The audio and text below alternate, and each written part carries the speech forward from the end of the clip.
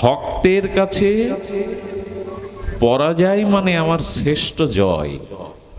যে ভক্তি সমস্ত সাধনার উচ্চ কক্ষায় আছেন এবং ভক্তি হলো সমস্ত সাধনার মুকুটমণি, এই ভক্তিটাই আমাদের কাম্য। সে ফেলেছেন ভগবান স্বয়ং ঐশ্বর্য সৌন্দর্য মাধুর্যের পরাকাষ্ঠা অনন্ত বিভু হয়েও পরম ব্রহ্ম হয়েও আজ ব্রজবাসীদের কাছে তাড়া খেয়ে তুমি পলায়ন করছো। ভগবান পলায়িত? আচ্ছা, ভগবান যদি কারো কাছে পরাজিত হয়, সখাদের কাছে হেরেছেন খেলায়, সখাদের কাছে ভগবান বারবার হেরেছেন, তো ভগবান পরাজিত হন এ কথাটা মেনে নেওয়া যায়? সর্বশক্তিমান তত্ত্ব যদি কারো কাছে পরাজয় হয়, তাহলে তার সর্বশক্তিমান তত্ত্বে হানি হয় না? মায়েদের বসা, এখানে বসা, লক্ষ্য করুন, আস্তে ওরা এসে বলবেন, লক্ষ্য করুন, ধ্যান দিন। সর্বশক্তিমান তত্ত্ব যদি পরাজিত হয়, মানে যিনি সর্বশক্তিমান তিনি যদি পরাজিত হন, তাহলে তার সর্বশক্তিমান তত্ত্ব হানি হয় না? তাকে সর্বশক্তিমান বলা যাবে? কথা বলুন। যিনি সর্বশক্তিমান তিনি যদি কারো কাছে পরাজিত হন, তাহলে সর্বশক্তিমান তত্ত্বে হানি হয় কিনা?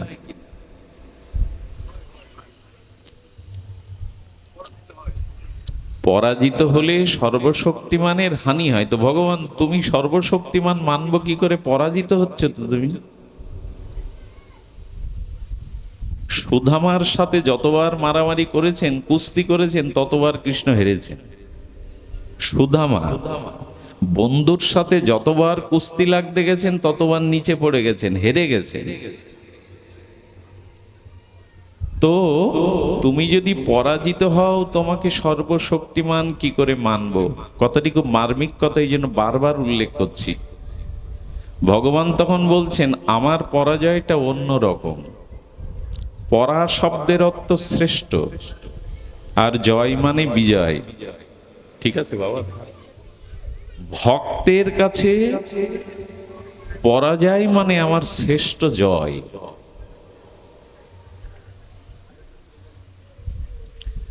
ভক্তের কাছে ভগবানের পরাজয় মানে কি বলা হলো?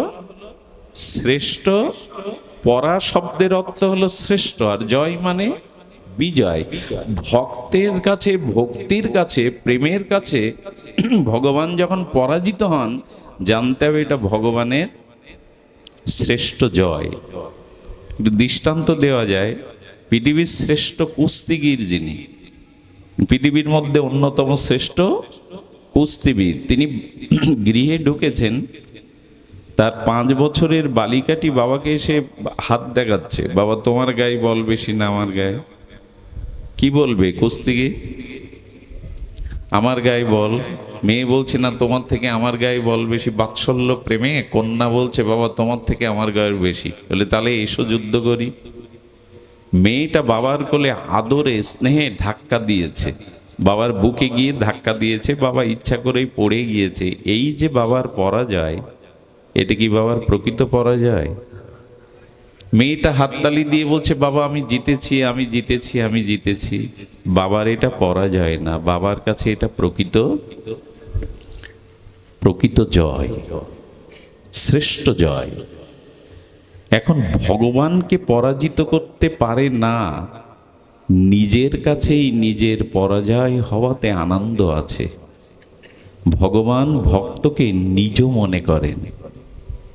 নিজের কাছে নিজে পরাজিত হওয়াটা অনেক আনন্দের। ভক্ত তার নিজ জন, হৃদয়ের জন, অভিন্ন জন। আমার বলবার উদ্দেশ্য হলো এই যে ভক্তি সমস্ত সাধনার উচ্চ কক্ষায় আছেন এবং ভক্তি হলো সমস্ত সাধনার মুকুটমণি। এই ভক্তিটাই আমাদের কাম্য। প্রেম এবং ভক্তিটাই আমাদের একান্ত কাম্য।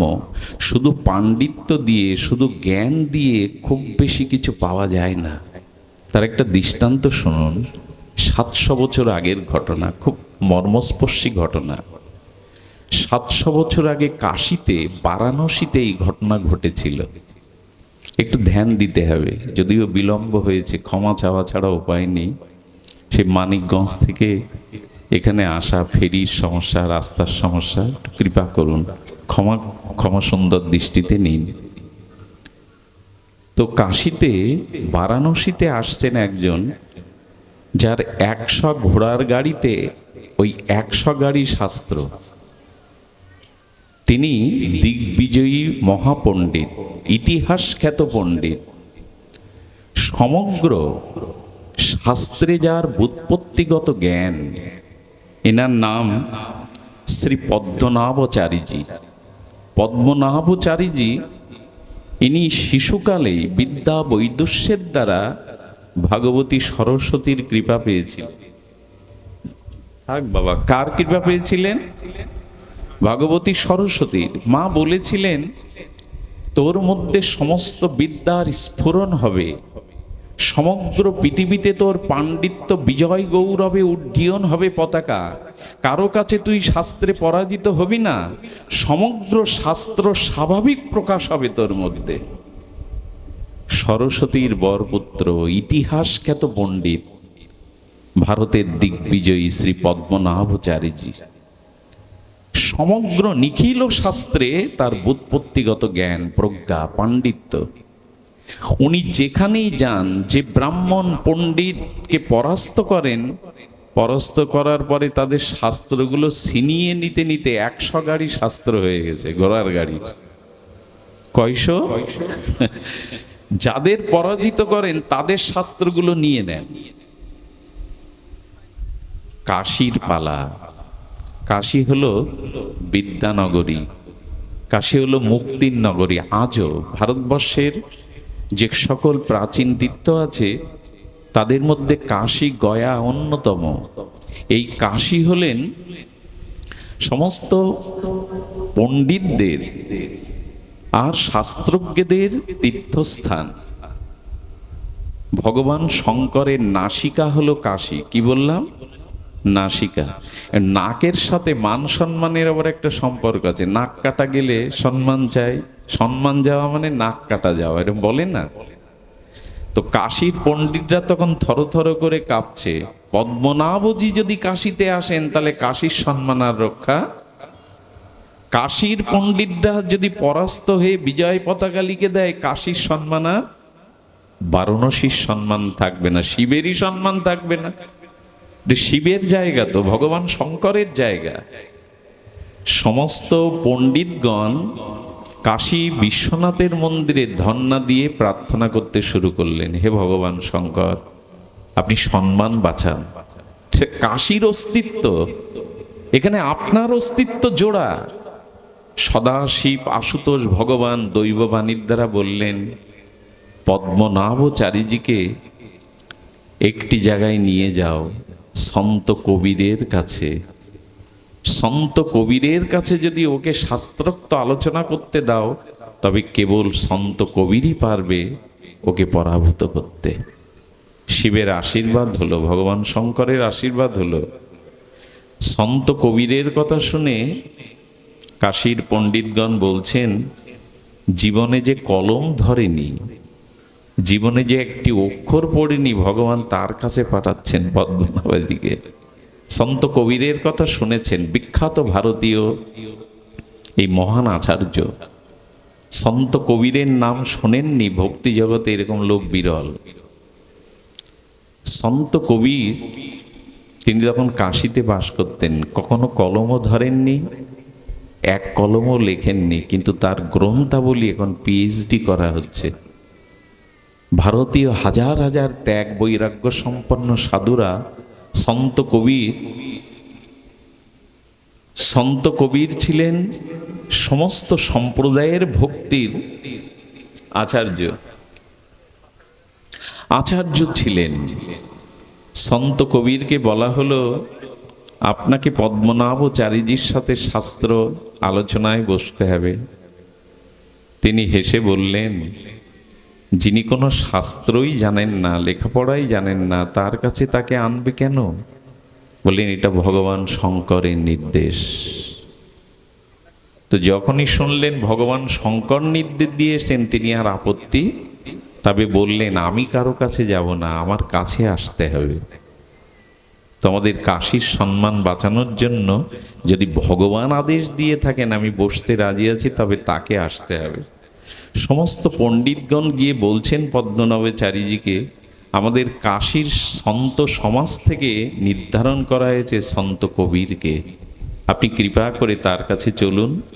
তিনি যদি পরাজিত হন, আমরা বিজয় গৌরব কথা, বিজয় গৌরব পত্র লিখে দেব আপনাকে। রাজি হলেন। পদ্মনাভচারীজি এলেন। সন্ত কবির সর্বদা রাম নামে বিভোর থাকেন, ভক্তিতে বিভোর থাকেন। ভক্তিই তার সার, নামই তার সার, অন্য কিছু সে জানে না। ভগবানের নামে নিমগ্ন রয়েছে দিন ও রাত্রি, নিত্য নিরন্তর। সুধীগণ, পদ্মনাভচারীজি এলেন, কুশল বিনিময় হলো। পদ্মনাভচারীজি প্রশ্ন করছেন, আপনি জিজ্ঞাসা করুন। খুব ধ্যান দিয়ে শুনতে হবে।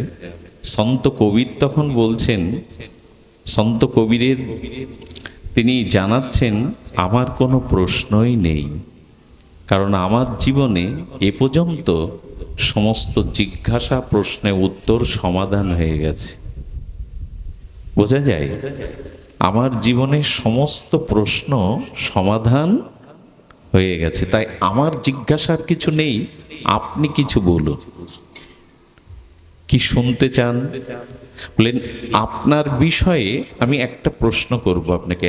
আপনার বিষয়ে কি প্রশ্ন করেছিলেন জানেন? আহা, ভগবানের আশীর্বাদ তো, ভক্তির মহিমা তো। এখানে ভক্ত বসেছে আর পণ্ডিত বসেছে। ভক্ত সন্ত কবির প্রশ্ন করছেন, আপনি শাস্ত্রের মর্মার্থ জেনে শাস্ত্র পড়েছেন, না শাস্ত্র পড়ে শাস্ত্রের মর্মার্থ জেনেছেন?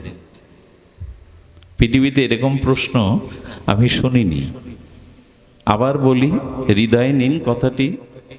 আপনি শাস্ত্রের মর্মার্থ জেনে শাস্ত্র পড়েছেন, না শাস্ত্র পড়ে শাস্ত্রের মর্মার্থ জেনেছেন? কোনটা? কি বলবো আপনাদের, 2 মিনিট নীরব থাকলেন পদ্মনাভচারীজি। সরস্বতীকে স্মরণ করছেন, এরকম প্রশ্ন জীবনে তো আসেনি মা। আমি অর্থ জেনে শাস্ত্র পড়েছি, না শাস্ত্র পড়ে অর্থ জেনেছি? 2 মিনিট নীরব থাকলেন। ওনার দিকে তাকিয়ে দেখলেন উনি সাধারণ নন, অনুভব বেদ্য সাধু। পণ্ডিত্য জানা আছে তো লক্ষণ। উনি তখন বিচার করছেন নিজের মধ্যেই নীরবে। শাস্ত্রের অর্থ জেনে শাস্ত্র পড়া মানে কি? শাস্ত্র ও নিখিল শাস্ত্রের অর্থ হলো ভগবানে যাতে প্রেম ভক্তি হয়, সেটা তো আমার হয়নি, তাই আমি জেনে শাস্ত্র পড়িনি। আর শাস্ত্র পড়ে শাস্ত্রের অর্থও জানাই। শাস্ত্র পড়ে যে অর্থটা পাওয়া যায় সেটা হলো ভগবানকে ভালোবাসো, ভগবানের প্রতি অনুরাগ দাও, ভগবানের ভজন করো। এর দুটোই আমার জীবনে আসেনি। আমি পণ্ডিত হয়েছি, দিগ্বিজয়ী হয়েছি, কিন্তু ভগবানে আমার প্রেম হয়নি, ভক্তি হয়নি। নীরবে থেকে তখন বলছেন, ক্ষমা করুন, আমি শাস্ত্রের অর্থ জেনেও শাস্ত্র পড়িনি, আর শাস্ত্র পাঠ করেও শাস্ত্রের অর্থ জানিনি। আমার প্রেম হয়নি, ভক্তি হয়নি, ভগবানে অনুরাগ হয়নি। সঙ্গে সঙ্গে বললেন, শাস্ত্রের মূল বিষয় হলো ভগবানের নামের প্রতি, তার রূপের প্রতি, তার অনন্ত মাধুর্যের প্রতি প্রেম হওয়া। বাবা, সমস্ত আচ্ছা, পঞ্জিকায় লেখা আছে এবছর এতটা জল হবে, বৃষ্টি হবে। পঞ্জিকা নিংড়ালে একটা বৃষ্টি পাওয়া যাবে? যাই কি? শুধু পড়েই কি হয়? পাণ্ডিত্য অর্জন করেই কি হয়? হয় না। ভগবানে অনুরাগ কই, প্রীতি কই? ভগবান কি শব্দ ভালোবাসেন? ভগবান কি পাণ্ডিত্য ভালোবাসেন? আচ্ছা, তোদলা ছেলের কথা মার ভালো লাগে না? নিজের গর্ভধারিণী মার ভালো লাগে কি না? সন্তান যদি তোদলাও হয়, মায়ের কাছে ওটা সবার থেকে মধুর মনে হয়। কেন জানেন? সন্তানের প্রতি মায়ের অনুরাগ আছে বলে। আচ্ছা, পূর্ণ পূর্ণিমার দিন একটা মা সন্তান প্রসব করেছেন। সন্তানটা কুৎসিত, কদাকার, বিকলাঙ্গ। সেদিন আবার পূর্ণিমা রাত, ফাল্গুনী পূর্ণিমা বা শারদ পূর্ণিমা। পাড়া প্রতিবেশী নিয়ে এসে যদি বলে, ওলো তো ছেলের মুখটা তো কালো, কদাকার, আর আকাশের চাঁদটা কত সুন্দর, এ কথা মা মেনে নেবে? কথাটা বুঝতে পারেননি। কোনো মা গর্ভের সন্তান কুৎসিত, কদাকার, কালো হয়েছে, কোনো প্রতিবেশী যদি বলে তোমার সন্তানের মুখটা কালো, সুন্দর হলো আকাশের চাঁদ, এটা গর্ভধারিণী মা মানবে তো? মা বলবে আকাশের কোটি চাঁদের থেকে আমার খোকার মুখ সুন্দর। কেন বলবে জানেন? বলবে গর্ভে ধারণ করেছেন, ভালোবাসা অনুরাগের কারণে বলবে আকাশের চাঁদের থেকে আমার খোকার মুখ আরো সুন্দর। একটা জিনিস বলি, ভালো না বাসলে কারো সৌন্দর্যকে উপলব্ধি করতে পারবেন না। কাউকে যদি ভালো না বাসেন, নিঃস্বার্থ ভালো না বাসেন, তাহলে তার মধ্যে যে গুণ, সৌন্দর্য কোনোদিন আপনি খুঁজে পাবেন না। বিপরীতে শুনে নিন, যেখানে ভালোবাসা নেই সেখানে হাজার গুণের সমাহার থাকলেও তার মধ্যে কোনো গুণ আপনি খুঁজে পাবেন না। আবার বলি, কারো প্রতি হৃদয়ের উচ্ছ্বারিত অনুরাগ বা ভালোবাসা যদি থাকে, সে গুণহীন হলেও তার মধ্যে গুণ খুঁজে পাবেন, সৌন্দর্য খুঁজে পাবেন। কিন্তু যদি ভালোবাসা অনুরাগ না থাকে, তবে অনেক গুণের সমাহার থাকলেও তার মধ্যে কোনো গুণ আপনি খুঁজে পাবেন না। কিছু মনে নেবেন না, একটা জাগতিক দৃষ্টান্ত যদি দেই, অপরাধ ক্ষমা করে দিন। ঘরে সুন্দরী বিবাহিত ধর্মত পত্নী আছে, স্ত্রী আছে, সুন্দরী যৌবনাবতী, কিন্তু সেই পুরুষটাই কোন দূরের কদাকার কালো কুৎসিত একটা নারীর মোহে এই স্ত্রীকেই ভালোবাসে না, সংসার উদাস হয়ে গেল। তিনি কিন্তু তার স্ত্রীর মতো সুন্দরী নন, গুণও নাই, কিন্তু ওই কালো কুৎসিত রমণীর মধ্যে উনি ভালোবাসার কারণে কি খুঁজে পেয়েছেন যে ওনার এই স্ত্রীকেই ত্যাগ করলেন। হয় কিনা এসব? বাস্তবে হয় কিনা সমাজে? হয়। এই কারণে কখনো কখনো পরকীয়ার দ্বারা ওই কুৎসিত স্ত্রীর মধ্যে তিনি এত আবেগ খুঁজে পান যে তার ধর্মপত্নীর প্রতি তার গুণ আরোপ হয় না। পুরনো দিনের গানগুলো তো এখন বাজে না। শ্রদ্ধেয় মানবেন্দ্র মুখোপাধ্যায়ের একটা গান আমি খুব শুনতাম, প্রিয়ার কি রূপ সেই জানে যে কখনো ভালোবাসে। প্রিয়ার কি রূপ সেই জানে যে কখনো ভালোবাসে। ভগবানকে ভালোবাসি তো, তার প্রতি অনুরাগটা আছে তো। এই পণ্ডিত কি করলেন জানেন? পদ্মনাভাচারীজি, উনি সকালে এক বৃক্ষের তলে বসে চিন্তা করছেন, এরকম কেন হলো? এই বাবা কথা বলো না, এরকম কেন হলো? ভগবান শঙ্কর চিন্তা করলেন, এত শাস্ত্র জেনে এত দিগ্বিজয়ী পণ্ডিতের যদি ভক্তি না হয়, ভগবান প্রাপ্তি না হয়, তবে শাস্ত্রের অবমাননা হবে, ওকে একটু কৃপা করি। ভগবান শঙ্কর তো অল্পতে তুষ্ট হন। আশুতোষ কৃপা করার জন্য কি করেছে যেন একটু অদ্ভুত ঘটনা ঘটে গেল। যে বৃক্ষের তলায় বসে ও চিন্তা করছে আমি পরাজিত হলাম, আমার কিছু হলো না, ওই বৃক্ষ থেকে আওয়াজ আসছে। আমি গল্প শোনাতে বসিনি এত রাত্রে, আওয়াজটা ভগবান শঙ্করের কৃপায় ওকে শোনাচ্ছে, কৃপা করবে বলে। ওই বৃক্ষের মধ্যে কিছু প্রেতাত্মা বা পিশাচী আত্মা বসে গল্প করছে। বললেন এই ডালটাতে কেউ যেন না বসে। বলে কেন? আমাদের জায়গা হচ্ছে না, ওই ডালটা ওই শাখায় বসবো না কেন? বলে ওই শাখা রিজার্ভ করা আছে একজনের জন্য। বলে কার জন্য? বলে ওই নিচে বসে যে পণ্ডিত আছে পদ্মনাভা, ও মরে পিশাসী হবে আর এই ডালে ভর করবে, ওই জন্য ওর জন্য ডাল রাখা। কোনো পণ্ডিত যদি এরকম কথা শোনে, উনি কান পেতেছেন কি বলে? তখন ওই যে পিশাসীগুলো বলছেন এই ডালটা এই শাখাটা ওর জন্য, মরবে, মরে পিশাসী হয়ে এই ডালটাইও বাস করবে। আরেকজন বলছেন অত বড় পণ্ডিত, দিগ্বিজয়ী পণ্ডিত, মরে পিশাসী হবে কেন? বলেন কত ব্রাহ্মণকে, কত ভক্তকে কষ্ট দিয়েছে জানো? ও শাস্ত্রের তর্কের দ্বারা তাদের পরাস্ত করে তাদের কাছ থেকে শাস্ত্র ছিনিয়ে নিয়েছে। কত ভক্ত মনে ব্রাহ্মণ পণ্ডিতদের আঘাত করেছে, ওই অভিশাপেও পিশাসী হবে। সঙ্গে সঙ্গে উনি ওনার বিবেক এবং বিচারের কাছে বড় ভীত হলেন। তখন বলছেন আর একটা পিশাসী, ভগবান শঙ্করেরই কৃপা। বলে ওর কৃপা কোনো উপায় নেই। বলে একটাই পথ আছে, ও যদি ওর পাণ্ডিত্যকে জলাঞ্জলি দিয়ে সন্ত কবিরের চরণে শরণাগতি হয়, ভক্ত চরণে শরণাগতি হয়, তাহলে ভগবান ওকে কৃপা করবে। সন্ত কবিরের কাছে গেলেন, বললেন শাস্ত্র রেখে এসে গঙ্গাতে স্নান করে এসো। গঙ্গাতে স্নান করার পরেই ভগবানের দিব্য নাম সঞ্চারিত করলেন।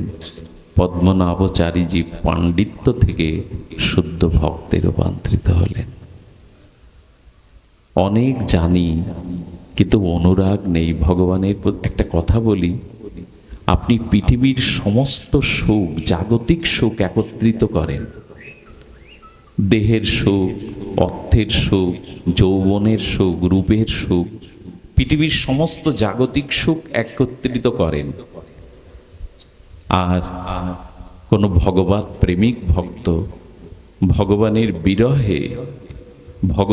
বিরহে কাতর হয়ে যখন কাঁদেন, ভগবানের বিরহে তার চোখের জল ঝরঝর ঝরে, ওই ভক্ত কৃষ্ণ বলে কাঁদার মধ্যে যে সুখ পায়, পৃথিবীর সমস্ত জাগতিক সুখ এক করেও সে সুখ কেউ পাবে না, সে সুখ কেউ পেতে পারে না। বোঝা যায় মা?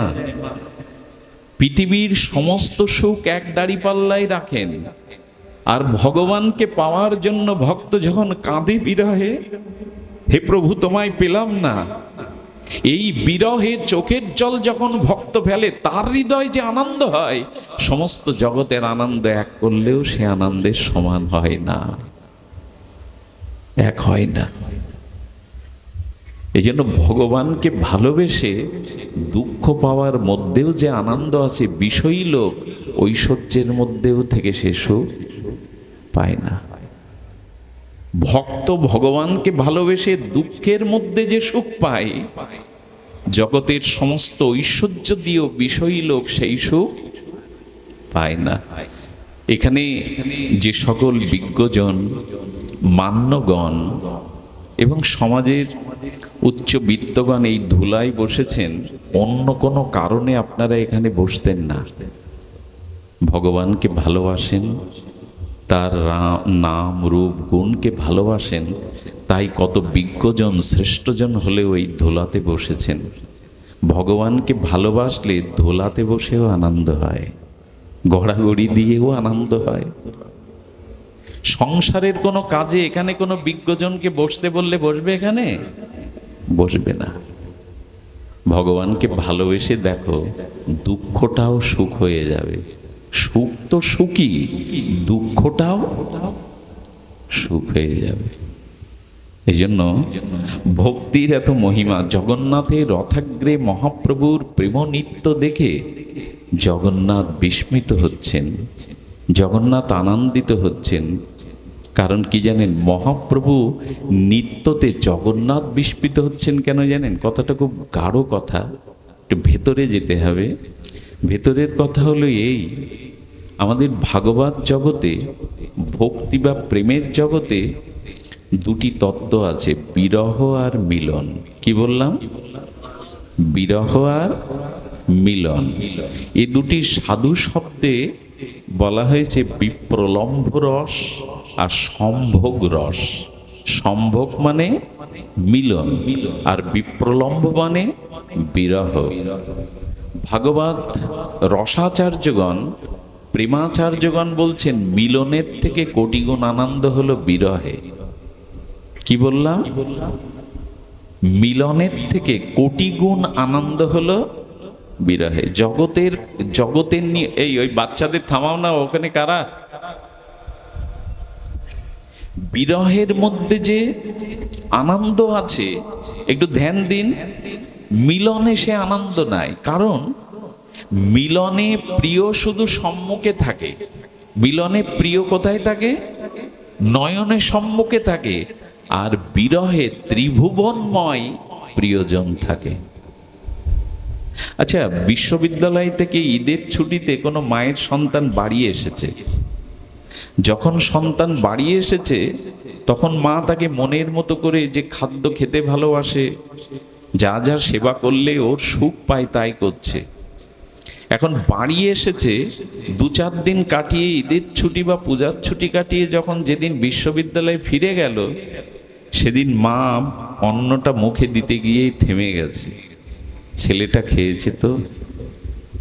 বাড়ি থাকতে কিন্তু এই চিন্তা, কাছে থাকতে ছিল না। রাত্রে ঘুমাতে গিয়ে মনে করছে ছেলেটা রাত জেগে পড়ে, ওর শরীর খারাপ হয়নি তো? বিরহে প্রিয় বস্তু ত্রিভুবনময় উপলব্ধি হয়, মিলনে তো শুধু সামনে উপলব্ধি হয়। এ কথা বোঝানো যাবে না। বুঝিবে রসিক জনে, না বুঝিবে আন। চোখের জলের মধ্যে আনন্দ আছে, বিরহের মধ্যে আনন্দ আছে। এটাই এই জগতের ভাব নয়, এটা অন্তর্জগতের ভজন রাজ্যের ভাব। দেখুন, চোখের জল 2 প্রকারের। এক হলো বউ, ছেলে মেয়ে, টাকা পয়সা, রোগ শোকের জন্য যখন মানুষ শোকে কাঁদে, ওই কান্না তাকে দুর্বল করে দেয়, শরীর অসুস্থ করে দেয়, তার জীবনের চলার পথ রুদ্ধ হয়ে যায়, স্থূল হয়ে যায়।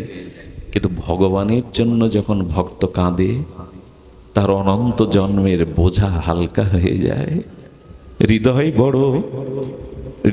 বড় স্বস্তি পায়। এই জন্য বিষয়ীর কান্না আর ভক্ত প্রেমিকের ভগবানের জন্য কান্না দুটোই নোনা জল, দুটোই চোখের জল, কিন্তু এক নয়। যেমন অন্যান্য নদীর জল আর গঙ্গা জল দুটোই নদী, দুটোই জলের তত্ত্ব একই। গঙ্গা জলের তত্ত্ব আর অন্যান্য নদীর জলকে একরকম মনে করেন কি? গঙ্গা জল সমাজ বাড়িতে বোতলে ভরে রাখবেন, দূষিত হবে না। অন্য জল রাখলে পোকা হয়ে যাবে, আজও এটা হয়। অবশ্যই বৈজ্ঞানিক ব্যাখ্যা আছে। গঙ্গা কোথা থেকে আসছে? গোমুখ থেকে। গঙ্গা যে হিমালয়ের গোমুখ থেকে শত উৎসারিত হচ্ছে না, ওই গোমুখে হিমালয়ে অনেক ঋষিরা বসে তপস্যা করছে। ওদের তপস্যার তপতেজ, ওদের তপস্যার অনুভূতিগুলো ওই গঙ্গা জলের মধ্যে ধেয়ে আসছে। এবং হিমালয়ে অনেক ঔষধি গাছ আছে, ওই ঔষধি গাছের স্রোত গঙ্গা থেকে আসছে। আর গঙ্গা তো সাক্ষাৎ গোবিন্দের চরণামৃত। গঙ্গা জল অন্য নদীর জল যেমন এক নয়, দুটোই চোখের জল। ভগবানের জন্য বিরহের চোখের জল আর সংসারের জন্য চোখের জল এক হতে। একবার ভগবানের জন্য কেঁদে দেখুন, তবে কান্নাটা আসে না আমাদের। সংসারের জন্য ঘটি ঘটি কাঁদি, গোবিন্দ বলে তো কাঁদতে শিখিনি। সংসারের জন্য কাঁদতে শিখেছি, ভগবানের জন্য কাঁদতে শিখিনি। যদি তা হতো, বিরহে যে কি আনন্দ আছে এটা বুঝতে পারতেন। এই জন্য গোপীরা, গোপী প্রেম জগতে সর্ব উচ্চ কক্ষায়। এই জন্য গোপীরা বিরহের মধ্যে দিয়েই ভগবানকে ভালোবেসেছেন। বিপ্রলম্ব রস এর আস্বাদন করেছেন। এই বড় হৃদয় ভেদ্য ব্যাপার, বাইরে দিয়ে বোঝানো যাবে না। 5 বছরের বালিকাকে যেমন দাম্পত্য সুখ বোঝানো যায় না, ভগবানকে ভালোবেসে যার ভিতরে বিরহ না এসেছে তাকেও এই শব্দ বোঝানো যাবে না। বোঝে প্রাণ বোঝে যার, যিনি ওই রাজ্যে প্রবেশ করেছেন সেই রাজ্যেই বোঝা যায়। তো ভগবানের জন্য বিরহ কবে জাগবে? মহাপ্রভু সজিয়াত কৃষ্ণ চৈতন্য রথাগ্রে নর্তজ, রথাগ্রে মহাপ্রভু কীর্তন করছেন, কাঁদছেন। মহাপ্রভুর চোখের জলে পাশে যারা ছিল ভক্তগণ তারা স্নান করে যাচ্ছেন। কারো চোখের জলে কেউ স্নান করে? কাঁদছেন মহাপ্রভু, কাঁদছেন। কি ভেবে কাঁদছেন? কান্নাটার উৎসভূমি কোথায়? খুব ধ্যান দিয়ে শুনুন। মহাপ্রভু শ্রীকৃষ্ণ চৈতন্য মহাপ্রভু পুরীধামে 24 বছর ছিলেন। কয় বছর? 24 বছর। উনি শেষ 12 বছর গাম্ভীরা থেকে একদিনের জন্য বের হননি। পারবো তো? আপনাকে আমাকে যদি ঘরে বাইরে দিয়ে তালা দিয়ে দরজা জানলা এটে 12 ঘন্টা রাখে, আমি সহ্য করতে পারবো তো? একটু ভেবে দেখুন তো। 12 ঘন্টা আপনাকে আমাকে যদি ঘরে দরজা জানলা দিয়ে তালা দিয়ে বাইরে দিয়ে আটকে রাখেন, দম বন্ধ হয়ে যাবে। কিন্তু একটা কুঠিরের মধ্যে যেখানে পাটা প্রসারিত করে শোয়া যায় না, ওইখানে চৈতন্যদেব 12টা বছর কাটিয়েছে, একদিনের জন্য বেরোননি। ওই ঘরের ভেতরে 3 জনের প্রবেশ অধিকার ছিল রাত্রে, রায় রামানন্দ, স্বরূপ দামোদর আর সেবক গোবিন্দ দাস। আমার ভাষা নেই সেটা বোঝাবার। কি করতেন ওর মধ্যে? বলেন, পুরীতে যারা যান, লীলাচল ক্ষেত্রে যারা যান, তারা পুরীর সমুদ্রের হুঙ্কার গর্জন শুনতে পান। কিন্তু যারা গৌরগত প্রাণ, তারা গম্ভীরার মধ্যে খুঁজে পান মহাপ্রভু সেই বিরহের গর্জন, বিরহের তরঙ্গ। সাগরের আর কি বিরহের গর্জন! মহাপ্রভুর সেই বিরহের গর্জনের ভাষা শাস্ত্রে বর্ণনা করা সম্ভব নয়। এই কারণে চৈতন্য মহাপ্রভু কোনোদিন জগন্নাথ দেখেননি। 24 বছরে মহাপ্রভু কোনোদিন জগন্নাথ দেখেননি। কি দেখতেন তাহলে? আহা, দেখতেন কি জানেন? নিজে রাধা ভাব নিয়ে এসেছেন। তো মহাপ্রভু কি ভাব নিয়ে এসেছেন?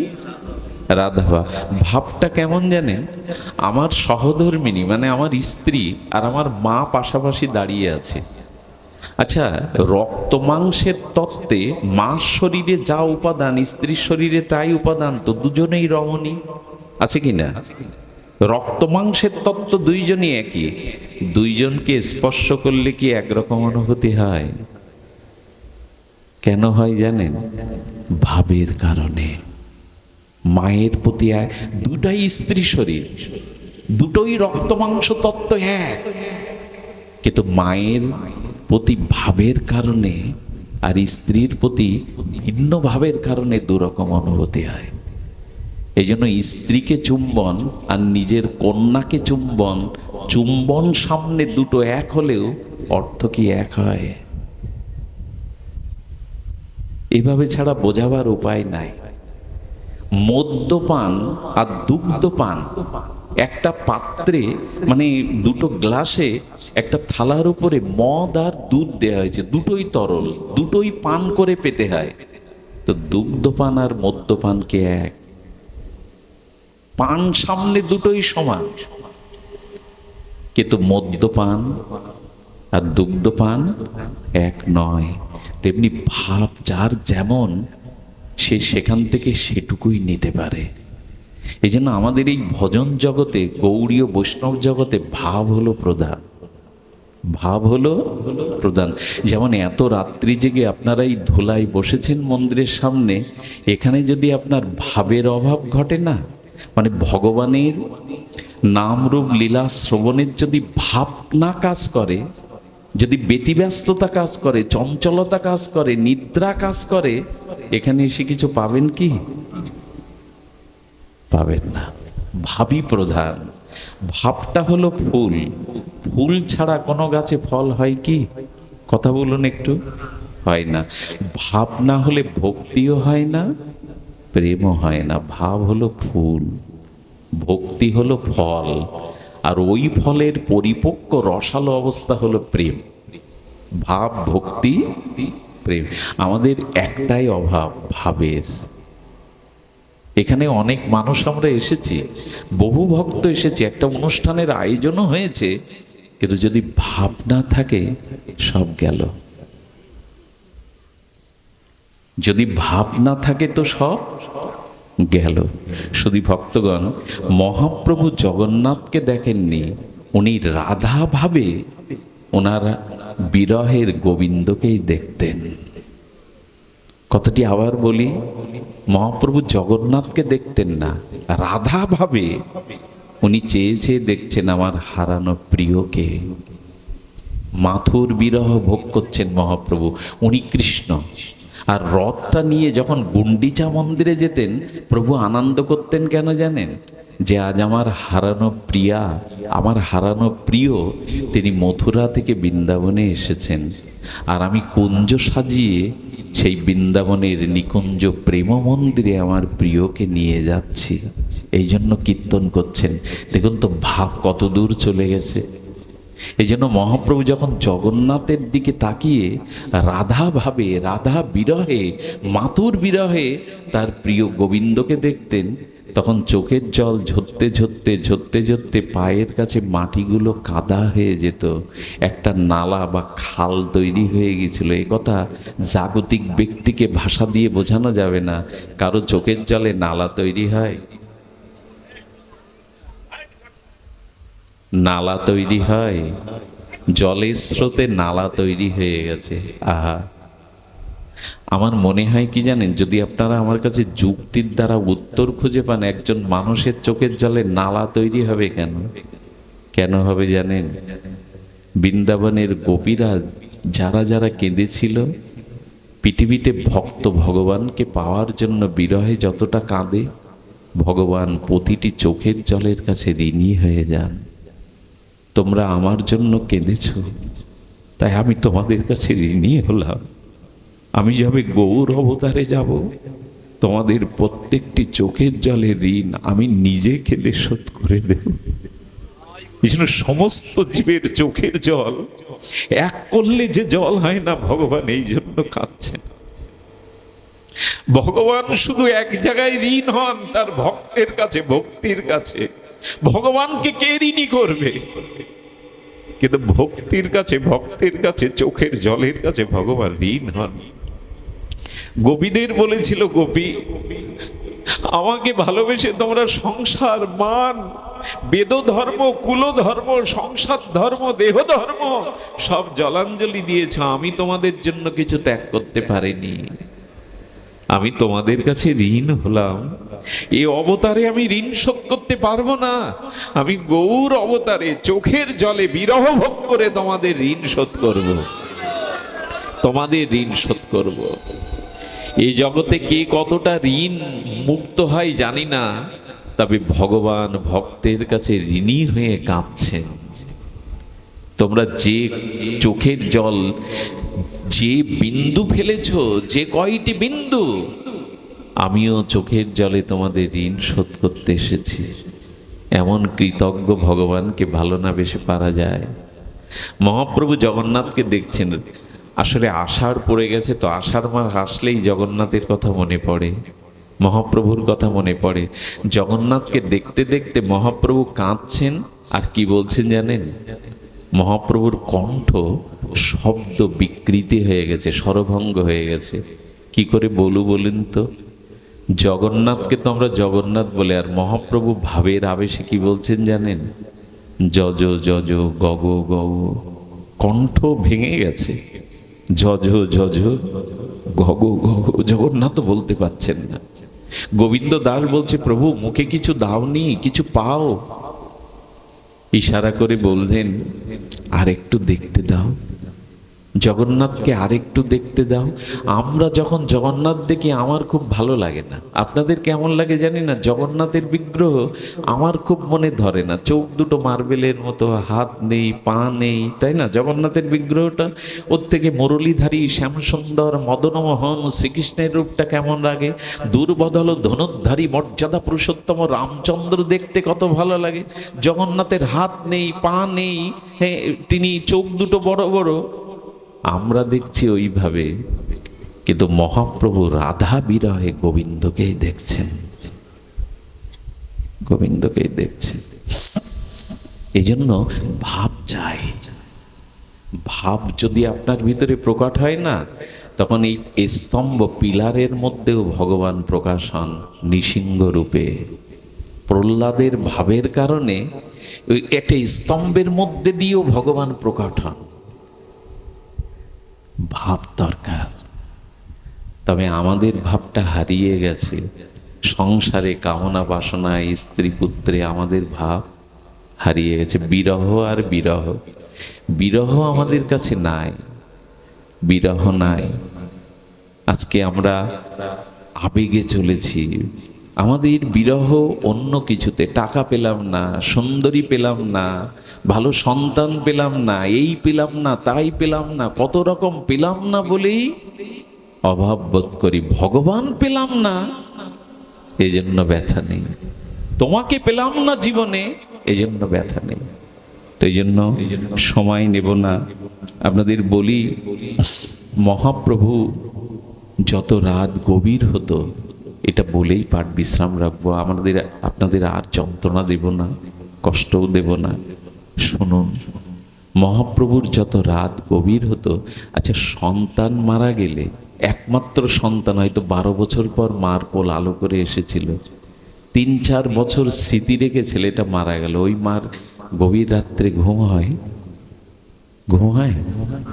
ঘুম হয় না। যত রাত গভীর হয়, কেঁদে ওঠে ডুবরে, ওই বুঝি আমার গোপাল মা বলে ডাকলো, ওই বুঝি গলা জড়িয়ে ধরল। সবাই ঘুমিয়ে পড়ে, সন্তানহারা মার বুকে হাহাকার জেগে ওঠে। ঠিক মহাপ্রভুর কৃষ্ণ প্রেমটা, তার বিরহ বিপ্রলম্ব রসটা যত রাত গভীর হতো, তত বিরহের উৎকট ব্যথা দেখা দিত। মাঝে মাঝে কি করতো জানেন? মাঝে মাঝে স্বরূপ দামোদর রামানন্দের কণ্ঠ জড়িয়ে ধরত, কণ্ঠ জড়িয়ে ধরে বলতো, আমার কৃষ্ণ প্রেম হলো না, আমার ভগবত প্রেম হলো না, আমি দরিদ্র, আমার প্রেম নেই, আমার দেহ ইন্দ্রিয় কাজে আসলো না। স্বয়ং ভগবান ভক্ত আবেশে এই আক্ষেপ করছেন, নাহি মোর কৃষ্ণ প্রেমধন, দরিদ্র মোর জীবন, দেহেন্দ্রিয় বৃথা হইল সব। স্বরূপ, আমার প্রেম নাই, আমি দরিদ্র, আমার দেহ ইন্দ্রগুলো সব বৃথা হয়ে গেল। যখন এমনি করে সান্ত্বনা দিচ্ছেন স্বরূপ, প্রভু একটু শান্ত হও, প্রভু আর কেঁদো না, চোখের জল মুছিয়ে প্রভুকে একটা ছেঁড়া কাঁথার ওপরে শুয়ে দিতেন। প্রভুর মাথায় বালিশ দেননি 12 বছর। আর কাঁথাটা কি দিয়ে তৈরি জানেন? চৈতন্যদেবের ত্যাগ বৈরাগ্য আমরা জানি না। আমরা 1000 বছরের শ্রেষ্ঠ বাঙালি বিবিসি থেকে নির্বাচন করা হয়েছিল, কিন্তু ওখানে চৈতন্যদেবের নামটা আসেনি। কেন আসেনি বলতে পারবো না, কিন্তু সমগ্র পৃথিবীর মানুষ চৈতন্যের কাছে ঋণী। কেন জানেন? আজ মহাপ্রভু নবদ্বীপে দাঁড়িয়ে যে কীর্তন করেছিলেন, ইউরোপ, আমেরিকা, পাশ্চাত্যবাসীরা আজকে সেই কীর্তনে মগ্ন হয়ে নাচছে তারা রাজপথে। মহাপ্রভু যেটা দিয়ে গেছেন এটা বিশ্বগ্রাসী। ইউরোপ আমেরিকার মানুষ রাজপথে কেন কীর্তন করবে? মহাপ্রভুর হরিনাম সংকীর্তন ইসকনের দ্বারা কেন পৃথিবীতে প্রচার হবে? এটা কে প্রচার করলেন? এটা মহাপ্রভু বলেছিলেন, পৃথিবীতে যত আছে নগরাদি গ্রাম, সর্বত্র প্রচার হবে এই হরিনাম। শুধু ভক্তগণ, সারা বিশ্বব্যাপী চৈতন্যের আদর্শ কেন মানবে? 1000 বছরের শ্রেষ্ঠ বাঙালি নিরূপণ হলো, আপত্তি নেই আমাদের, কিন্তু চৈতন্যদেবের নামটা বিবিসি আনেনি। কারণ বিবিসির জানার সাধ্য নেই চৈতন্যদেব জগতে কি দিয়ে গেলেন। আচ্ছা, কি হচ্ছে বাবা, চৈতন্যদেবকে সরিয়ে দিন, সনাতন ধর্ম থেকে সরিয়ে দিন। এখান থেকে 550 বছর আগে সনাতন ধর্মের যে অবস্থা ছিল সেটা কল্পনাও করতে পারবেন না। ব্রাহ্মণ বাড়ির সামনে দিয়ে, উচ্চ শ্রেণীর সামনে দিয়ে নিম্নবর্ণের হিন্দুদের টিন বুকে করে বাজাতে বাজাতে যেতে, এসো সরে দাঁড়া, আমি চণ্ডাল আসছি। এত জাতির কঠোরতা ছিল, হাজার হাজার মানুষ ধর্মান্তরিত হয়ে গেছে। শুধু শাস্ত্র যুক্তি ছিল, কারোর মধ্যে প্রেম ছিল না, ভক্তি ছিল না। এক পণ্ডিত বেলা 8টার সময় ঘুমিয়ে পড়ে আর এক পণ্ডিতের সাথে তর্ক করছে চোখ বন্ধ করে। আর এক পণ্ডিত বলছে সূর্য উঠেছে, তুমি চোখ খোলো। পণ্ডিত চোখ বন্ধ করে বলছে সূর্য উঠেছে আগে প্রমাণ করো, তারপরে চোখ খুলবো। মহাপ্রভু দেখছেন বেলা 11টা পর্যন্ত দুই পণ্ডিত এই তর্ক লাগিয়েছে। চোখ বন্ধ করে যদি 100 বছরও শুয়ে থাকে, সূর্য উঠেছে প্রমাণ করা যাবে? মহাপ্রভু বললেন, পণ্ডিতের দশা যদি এই হয়, জাতির কি দুর্দশা হবে। বিয়েতে, মেয়ের বিয়েতে, ছেলের বিয়েতে বিড়াল কুকুরের বিয়ে শখ করে দিয়ে লাখ লাখ টাকা খরচ করত, ভগবানের জন্মোৎসব পালন করত না, তিথি পালন করত না। কোনো কৃষ্ণ নাম নেই, কোনো ভক্তি। মহাপ্রভু যখন এসেছিলেন রাজনৈতিক অন্ধকার ছিল, খোল ভেঙে দিয়েছিল, জানেন? এসব ইতিহাস যারা পড়েছেন, খোল ভেঙে দিয়েছিল। সেই জায়গাটার নাম খোল ভাঙা ডাঙ্গা নবদ্বীপে। কত খোল ভেঙেছিল। কাজীর লোক এসে বলল, কাল থেকে যদি কেউ হরিনাম করে, আজ তো খোল ভাঙলাম, কাল তার জাতিচ্যুত করব। এই রাজ শক্তির বিরুদ্ধে বিনা অস্ত্রে মহাপ্রভু দাঁড়িয়েছিলেন। কাজীর দরবারে গিয়ে তিনি হরিনাম সংকীর্তনে বিজয় গৌরবে কাজী বলেছিল, নিমাই, আমি জানতে পেরেছি আমরা যাকে ঈশ্বর বলি হয়তো তুমি তাই। নিমাই, আমি কথা দিচ্ছি, কারণ তোমার খোল যারা ভেঙেছিল তারা কেউ ভালো নেই। তারা স্বপ্ন দেখেছে তাদের বুক চিরে কে যেন তাদের নিঃশেষ করতে এসছে, এবং তোমার হরিনাম যারা শুনেছে সেই শত্রুদের মুখেও কৃষ্ণ নাম ভেসে আসছে। আমি জানি না তোমাকে দেখে আমার কি হচ্ছে, তবে বলবো আমি রাজ ক্ষমতায় থেকে আমি কাজী বলছি, তোমার হরিনামে আমার বংশের আর কেউ কোনোদিন বাধা দেবে না। নিমাই, তুমি হরিনাম বিজয় করো। নিরস্ত্র ভাবে রাজশক্তির বিরুদ্ধে মহাপ্রভু দাঁড়িয়েছিলেন। মহাপ্রভু শুধু কাঁদতে আসেননি, মহাপ্রভু শুধু ভীতে সঞ্চার করতে আসেননি, বিনা অস্ত্রে রাজশক্তির বিরুদ্ধে বিজয় গৌরব অর্জন করেছিলেন চৈতন্য ভগবান। ব্রাহ্মণ চণ্ডালকে কোলাকুলি করিয়েছিলেন। এটা আর কোন ক্ষেত্রে এমনটা হয়নি। আজ পদাবলী সাহিত্য সৃষ্টি হতো না যদি মহাপ্রভু না আসতেন। আর সারা বিশ্ব থেকে হরিনামকে তুলে দিন, সনাতন ধর্মের খুব বেশি কিছু থাকবে না। আজকে বৃন্দাবন চিনাতো, আজকে রাধারানীকে চিনাতো, আজকে হরিনাম দিত, এক চৈতন্য দেবের অবদান এটা। রাধারানীকে কোনোদিন জানতে পারতাম না, বৃন্দাবনের রহস্য ভেদ হতো না, রাধা মাধবের যুগল প্রেম এটা জগৎ জানত না চৈতন্য দেব না এলে। বাঙালির গর্ব, এই বাংলাতেই মহাপ্রভু এসেছিলেন। দুঃখের বিষয় আমাদের ঘরে চৈতন্য দেব নেই এখন। বাঙালির হিয়া অমিয় মতিয়া নিমাই ধরেছে কায়া। সমস্ত বাঙালির স্বরূপ আত্মা চৈতন্য মহাপ্রভু। বাঙালি সংস্কৃতি, বাঙালি বৈষ্ণব পদাবলী, হরিনাম সংকীর্তন, আজ ভাগবতের প্রচার কে করলো? এই যে আপনারা এত মানুষ আমার মতো নরকের কীট মূর্খের মুখে হরিকথা শুনতে এখানে এসেছেন, এই ভাগবতের অবদানও মহাপ্রভু। উনি না আসলে ভাগবত জগতে এভাবে প্রচার হতো না, ছিল না। ভাগবত পাঠ বলতে কিছু ছিল না। দুই ভাই হৃদয়ের খালি অন্ধকার, দুই ভাগবত সঙ্গে করান সাক্ষাৎকার। এক ভাগবত বড় ভক্তি রসশাস্ত্র, আর ভাগবত বড় ভক্তি রসপাত্র। এই দুইয়ের সাথে মহাপ্রভুই আমাদের পরিচয় করিয়ে দিলেন। ভক্ত ভাগবত, গ্রন্থ ভাগবত, এই অবদান মহাপ্রভু। আপনি যে মতেই হন সনাতন ধর্মে, সে ওড়াখান্দির হন, সৎসঙ্গীর হন, মহাপ্রভুকে এড়িয়ে যাবেন না, এড়ানো ঠিক নয়। একদিন দেখবেন সারা পৃথিবীর বুকে চৈতন্য মহাপ্রভুর প্রেম ধর্ম, হরিনাম ধর্ম। আচ্ছা দেখবেন একটা জিনিস লক্ষ্য করবেন, যত মত পথ আছে সন্ধ্যাবেলায় তাদের মন্দিরে উপাসনায় খোল করতাল ঝাঁস কাসর বাজাবেই। পৃথিবীর মহাপ্রভুর আসার আগে, আমি দুবার বলছি কথাটা, মহাপ্রভু আসবার পূর্বে প্রাক চৈতন্য যুগে খোল করতাল বাজিয়ে ঢাকঢোল পাঠিয়ে কোনো ধর্ম উপাসনা ছিল না। এই কীর্তন ধর্মটা মহাপ্রভুর অবদান। আজকে যে যেই সম্প্রদায় বলুক কীর্তনঙ্গ ধর্ম ছাড়া কোনো সম্প্রদায়, রামকৃষ্ণ মিশনে যান সন্ধ্যাবেলা আরতি তো সেই খোল হারমোনি বাজিয়ে কীর্তন, প্রণাম মঠে যান, ওড়াখান্দিতে যান, সেই তো কীর্তন। এই কীর্তন বাদ্য সহকারে নিত্য গীতের দ্বারা কীর্তন ধর্মের প্রবর্তক মহাপ্রভু, আর কেহ না। মহাপ্রভু যখন কীর্তন শুরু করেছিলেন তখন পণ্ডিতগণ ধার্মিকগণ বাধা দিয়েছিল, মহাপ্রভুকে এক করে নেচে গিয়ে ধর্ম হয়, খোল করতাল পিটিয়ে ধর্ম হয়, বাদিবাদ্য করে। ওরা জানতো ধর্ম মানে তপস্যা, ধর্ম মানে হোমযজ্ঞ, ধর্ম মানে জপ। কিন্তু মহাপ্রভু বললেন কলির যুগ ধর্ম হলো নাম সংকীর্তন। আজকে যে যে সম্প্রদায় সনাতন ধর্মে কীর্তন করছেন তার আদিগোড়া মহাপ্রভু। মহাপ্রভুর আসার আগে বাদ্য সহকারে নিত্য গীতের দ্বারা কীর্তন এ ধর্মে ছিলই না। এ আমার মন গড়া কল্পিত সিদ্ধান্ত নাই, ইতিহাসের সিদ্ধান্ত। চৈতন্যকে ভুলে যাবেন, চৈতন্যকে মুছে দেবেন, সম্ভব না। সারা বিশ্বব্যাপী তাকিয়ে দেখুন, ইউরোপ, আমেরিকা, পাশ্চাত্য কার নামে জয়ধ্বনি দিচ্ছে? জয় পতাকা স্বামী আমাদের দেশের মহারাজ নননি।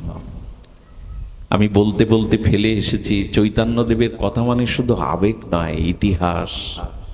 চৈতন্যকে ভালো না বাসলে আমরা অনেক কিছুই বাদ পড়ে যাব। যে মতেই থাকুন আমার আপত্তি নেই, কারণ মানুষের রুচি অনুযায়ী সেই সেই মতে চলে যায়। যার যেমন রুচি সে সেই মতেই চলে যায়। রুচি ভিন্ন থাকতে পারে, মতও ভিন্ন থাকতে পারে, কিন্তু চৈতন্য মহাপ্রভু সকলের, সকল বাঙালির, এটা অন্তত ঐতিহ্য। তো মহাপ্রভু কি করছেন? জলযন্ত্র ধারা যেন বহে অশ্রুজাল, আশপাশ লোক সকল ভিজিল সকল। মহাপ্রভুর চোখের জলে ভিজে যাচ্ছে। আগেই বলেছি কেন যাচ্ছে, বিরহে। রাত যত গভীর হয় ঘুমিয়ে পড়ে। কারা ঘুমিয়ে পড়ে জানেন? স্বরূপ দামোদর রামানন্দ ঘুমিয়ে পড়ে। মহাপ্রভুর চোখে ঘুম নেই। সন্তানেরা মা যেমন ঘুমায় না, উঠে মহাপ্রভু আবেশে পাঁচিলের দেয়ারে গিয়ে মুখ ঘষতেন, কৃষ্ণ কোথায়, কৃষ্ণ কোথায়। ওই মুখ রক্তাক্ত হয়ে যেত প্রাচীলে ঘষতে ঘষতে। আর কি হতো জানেন? আর কি হতো? ওই ওই ওই সমস্ত মুখ রক্তাক্ত হয়ে যেত। মহাপ্রভুর অজানা একটা আকর্ষণ যেন যারা ভগবানকে ভালোবাসে এরা ঘরে থাকতে খুব বেশি পারে না, কে যেন তাদের টেনে বাইরে করে। একটা অজানা আকর্ষণ। ওই বিন বাজালে সাপুরে, সাপগুলো যেমন গর্ত থেকে মাথা দুলে দুলে উপরে চলে আসে, আর গর্তে থাকতে পারে না। কৃষ্ণ প্রেম যার মধ্যে আছে তাকে আকর্ষণ করে টেনে আনবেই ঘরে, সে বদ্ধ থাকতে পারবে না, থাকতে পারে না। মহাপ্রভু যেন কি এক অজানা আকর্ষণে বাইরে আসতেন। তিন দিকে প্রাচীর দেয়া, কিভাবে জানবেন? একদিকে সিংহদুয়ার, কিন্তু অজানা এক আকর্ষণে মহাপ্রভু বাইরে এসে পড়তেন পাঁচিলের। কে তাকে আনতো বলতে পারবো না। গাবিগুলোর মধ্যে পড়ে উনি কি করতেন জানেন? উনি কৃষ্ণ বিরহে কাঁদতেন, গো গো করছেন, মুখ থেকে লালা ঝরত। আর নিজের কি হতো? সর্বাঙ্গে প্রচ্ছেদ ছুটে, তাতে রক্তগম, জগ জগ গজ যজ গদ গদ বচন। জলযন্ত্র ধারা যেন বহে অশ্রুজাল, আশপাশ লোক তাতে ভিজিল সকাল। দেহকান্তি গৌর কবু দেখিয়া অরুণ, কবু কান্তি দেখি যেন পুষ্পিপা পুষ্প সম। শুধু ভক্তগণ লোমকূপে দন্তগম, দন্ত সব হালে, কবু অঙ্গ ক্ষীণ হয়, কবু অঙ্গ ফুলে। আহা, মহাপ্রভুর বিরহে অস্থি মজ্জা সন্ধিগুলো দীর্ঘ হয়ে যেত, কখনো কুর্মাকৃতির মতো মাটির ঢেলার মতো হাত পা ভেতরে ঢুকে যেত বিরহে, লালা ঝরত। এই করতে করতেই ভক্তরা বাইরে খুঁজতে আসতো, কোথায় গেল প্রভু। আঁচলে করে নিয়ে প্রভুর গায়ে লালা মুছিয়ে দিয়ে কৃষ্ণ কথা বলতেন। বলতে বলতে মহাপ্রভু ফিরে পেয়ে বলতেন, আমাকে কেন ডাকলে? আমি যে রাধাকুণ্ডের তীরে বসে রাধা মাধবের যুগল লীলা দেখছিলাম। ওইভাবেই হারিয়ে যেতেন। এমনি করে মহাপ্রভু বিরহের অশ্রু সজল নয়নে জীবকে কেন এমন করেছেন জানেন? বিরহে করেছেন একটা কারণে, সেই কারণটা আর কিছু নয়, নিজে না কাঁদলে অন্যকে কাঁদানো যায় না, নিজে না মজলে অন্যকে মজানো যায় না। এই জন্য ভগবান বললেন, আমি নিজে আচরণ করে কৃষ্ণ প্রেম কৃষ্ণ বিরহ তোমাদের জানিয়ে গেলাম। পারলে এই স্পর্শমণির ছোঁয়া নিয়ে ভগবানকে বলো, তোমার বিরহে কবে কাতর হব।